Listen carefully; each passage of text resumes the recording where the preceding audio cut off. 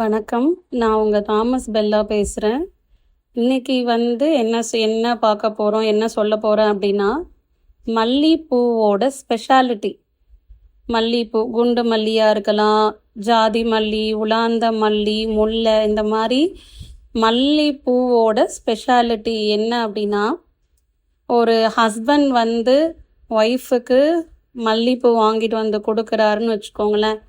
அந்த மல்லிகைப்பூவை வாங்கிக்கிற ஒய்ஃபோட மனநிலைமை எப்படி இருக்கும் அப்படின்னா, ரொம்ப ஹாப்பியாக இருக்கும், ரொம்ப சந்தோஷமாக இருக்கும்.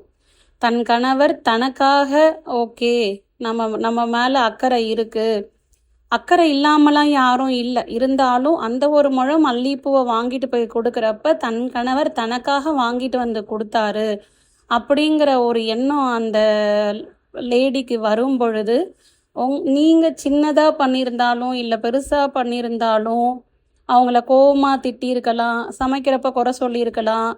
அந்த மாதிரி பண்ண விஷயங்கள் எல்லாமே அவங்களுக்கு என்ன ஆகிடும் அப்படின்னா மறந்துடும்.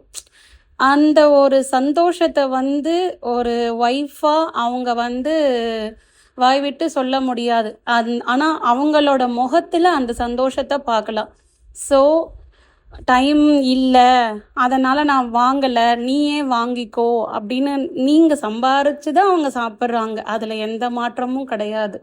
ஆனாலும் நீங்கள் வாங்கி கொடுக்குற ஒரு ஹஸ்பண்ட் வாங்கி கொடுக்குற மல்லிகை பூவுக்கு அவ்வளோ ஒரு ஸ்பெஷாலிட்டி இருக்குது.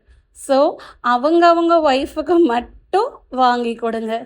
தேங்க்யூ.